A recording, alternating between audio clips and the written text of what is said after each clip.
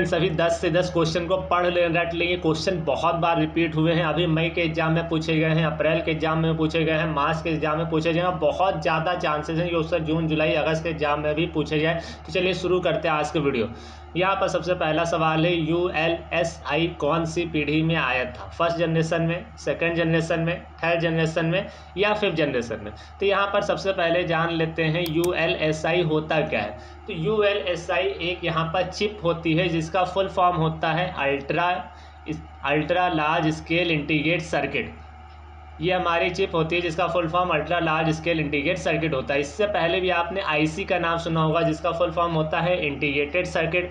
उसके अतिरिक्त आपने LSIC का फुल फॉर्म सुना होगा जिसका नाम होता है लार्ज स्केल इंटीग्रेटेड सर्किट। ये अल्ट्रा लार्ज होती है। इससे पहले वाली जब हमने आपको बताया LSIC हमारी लार्ज स्केल इंटीग्रेटेड सर्किट होती है। ये हमारी फिफ्थ जनरेशन में आई थी, मतलब 5वीं जनरेशन में ULSI का यूज होना स्टार्ट हो गया था। अब आ जाते हैं अगले सवाल पर। अगला सवाल यहाँ पर है, डिजी लॉकर में कितने MB तक की फाइल सेव हो सकती है? दोस्तों बहुत सारे लोगों को इस तरह के क्वेश्चन के आंसर नहीं पता होते हैं, जिसकी वजह से वो ट्रिपल सी एग्जाम में फेल हो जाते हैं। 10 MB तक की सेव हो सकती है, 20 MB तक, 100 MB तक या 2 MB तक। तो इसका सही आंसर होगा 10 MB तक। डिजी लॉकर के अंदर आप 10 MB तक की फाइल को सेव कर सकते हैं। फिर आ जाते हैं अगले सवाल पर। अगला सवाल है यहाँ पर, जीमेल कब लॉन्च हुआ था? 2004 में, 2008 में, 2015 में या 1999 में? इसका सही आंसर होगा 2004 में। जीमेल 1 अप्रैल 2004 को लॉन्च हुआ था। बहुत बार पूछा जाता है कि जीमेल का फुल फॉर्म क्या होता है। तो जीमेल का फुल फॉर्म होता है गूगल मेल। गूगल मेल हमारे जीमेल का फुल फॉर्म होता है। फिर आ जाते हैं अगले सवाल पर, USSD का फुल फॉर्म क्या है? Unstructured supplementary service data, unstructured system service data, unified supplementary service data, all above, ये सभी। इसका सही आंसर होगा अनस्ट्रक्चर्ड सप्लीमेंट्री सर्विस डाटा। ये USSD का फुल फॉर्म होता है। फिर आ जाते हैं अगले सवाल पर, इनमें से सबसे हल्का प्रोटोकॉल कौन सा होता है? HTTP, FTP, SMTP, MQTT? इसका सही आंसर होगा MQTT। दोस्तों यहाँ पर HTTP का फुल फॉर्म होता है hyper text transfer protocol. FTP protocol का फुल फॉर्म होता है फाइल ट्रांसफ़र प्रोटोकॉल। SMTP का फुल फॉर्म होता है सिंपल मेल ट्रांसफ़र प्रोटोकॉल।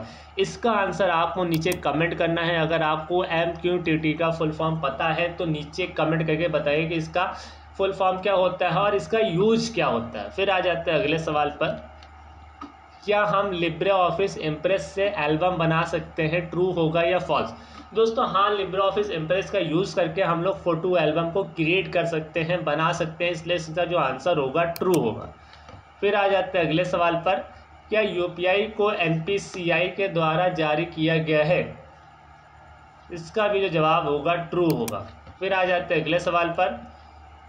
यहाँ पर एक फॉर्मूला आपको दिया गया, बस यहाँ पर इक्वल साइन नहीं लगाता। यहाँ पर एक फॉर्मूला है, फ्लोर जो आप यहाँ पर देख रहे हैं, फ्लोर 1 to 9 एंड कॉमा लग के 15 लिखा, मतलब 129 और 15 यहाँ पर लिखा है। अब इसका सही आंसर आपसे पूछा गया कि इसका सही आंसर क्या होगा? 10 होगा, 129 होगा, 144 होगा या 120 होगा? दोस्तों सबसे पहली बात तो ये फार्मूला आपको सॉल्व करना आना चाहिए। फ्लोर फार्मूला और सीलिंग फार्मूला, ये दो ऐसे फार्मूले हैं जो हर बार के पेपर में 99% रिपीट हुए, इनको जरूर तैयार कर ले। तो यहाँ पर फ्लोर फार्मूला पहले हम आपको समझा देते हैं। दोस्तों फ्लोर फार्मूला क्या होता है? एक टेबल पीछे काउंट करता है। पीछे काउंट करने का मतलब, जैसे यहाँ पर 15 लिखा है, तो अगर हम यहाँ पर आए, 15 9 जो कितना होता है? 135, 135 होता है। अब यहाँ पर ज़्यादा जा नहीं सकता क्योंकि एक टेबल पीछे रहता है, तो 129 तो हमारा जाएगा नहीं। तो यहाँ पर 15 की टेबल जो यहाँ पर पढ़ेगा ये हमारा कहाँ तक? 8 तक पढ़ेगा। तो 8 तक पढ़ेगा तो इसका आंसर कितना आएगा? 120 आएगा। इस वजह से इसका सही आंसर 120 होगा। दोस्तों एक नंबर हम आपको और भी दे रहे हैं जिसका आपको यहाँ पर फ्लोर का मान बताना है, जिसका यहाँ पर हमने लिखा है 127 कॉमा और यहाँ पर हम लिख देते हैं 16। अब आपको इसका आंसर नीचे कमेंट में बताना है कि इसका आंसर क्या आएगा। फिर आ जाते हैं अगले सवाल पर, आधार सीडिंग क्या होती है? आधार को बैंक से जोड़ना, आधार को सिम से जोड़ना, आधार को अपडेट कराना या ये सभी होती है? तो आधार सीडिंग का मतलब होता है आधार को बैंक से जोड़ना, मतलब जो आधार कार्ड है उनको बैंक से जोड़ना ही आधार सीडिंग कहलाता है। फिर आता है पहला ब्राउज़र कौन सा है, क्रोम, ओपेरा, मोजिला या नेटस्केप। तो दोस्तों यहाँ पर पहला ब्राउज़र नेटस्केप था जो सबसे पहले आया था, तो नेटस्केप यहाँ पर पहला ब्राउज़र है।